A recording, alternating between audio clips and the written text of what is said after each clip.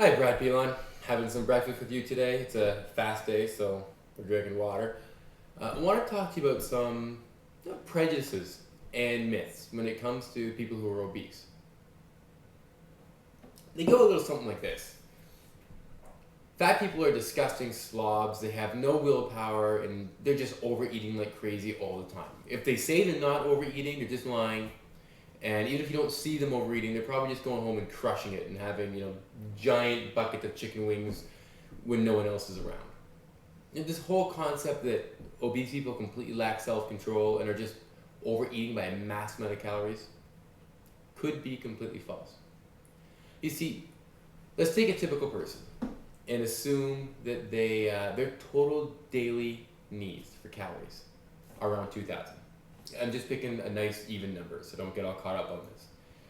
Now, let's say for a period of time, stressed job, just a bad run, they were eating at like 5,000 calories a day, 6,000. Right? They're obviously gaining weight.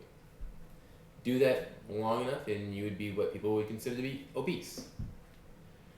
All that extra fat you gained, let's say you gained an extra 100 pounds of body fat. Would really each pound of body fat only costs you about an extra 2 calories per day. It's not very metabolically active. So just by carrying it around, just feeding it the nutrients and the blood supply it needs to be there, it costs you about 2 calories. So that entire extra 100 pounds, 200 calories. And then there's the cost of moving that extra weight around. Now, we're going to assume you're just normally active and you're not trying to exercise the weight off just yet. You're just sort of going about your daily routine. You've maybe added another 100, 150 calories just by having to move that weight around, getting up from the table, sitting down from the table. It's extra weight. It's harder to do. So 300, 350 extra calories a day. Here's where the math falls apart.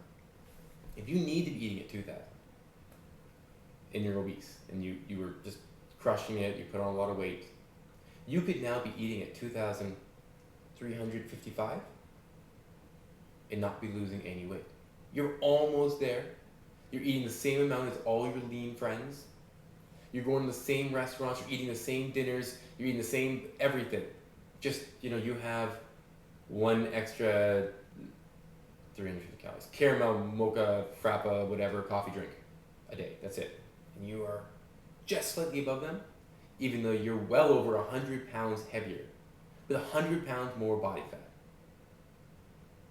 Right? So they're not always just crushing it. It's not a complete lack of self-control. You could have an identical twin who is lean, six-pack abs lean, and you could be 100 pounds overweight. And you guys could be eating almost exactly the same amount of calories. You're, one coffee, one snack, one something just over that other person. Because this is 2,000, this is how much you're eating in a day, you gotta be under it to be losing weight. Doesn't matter if you're 4-pack abs, trying to get 6-pack abs, or 100 pounds overweight, trying to get down. Gotta be under this number.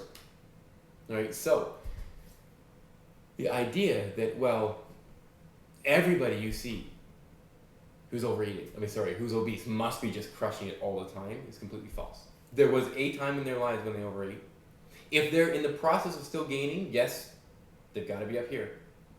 But if they've been maintaining or frustrated because they're 100 pounds overweight, they'll drop 20, they'll come back up, they'll drop 20, they'll gain 20. They're probably doing this. This is the line. They're just bouncing around here. It's not like they're up here again. They're just bouncing around here. All it takes is to get down here. This myth has actually led to a lot of peculiar things in the diet industry. For instance, this is the proof that obese people really don't eat that much more than lean people. Which, if you think about it, is what leads to the idea therefore, if it's not the calories, it has to be something else. It is the calories. It's just not the calories right now while they're the same weight. Right? It's the calories when 6 months ago when they're going through that divorce and they were up here, or they lost a job and they were up here, or they just didn't care, they were in 4th year of college and they were up here. Now they're down here. They're not losing, they're not really gaining.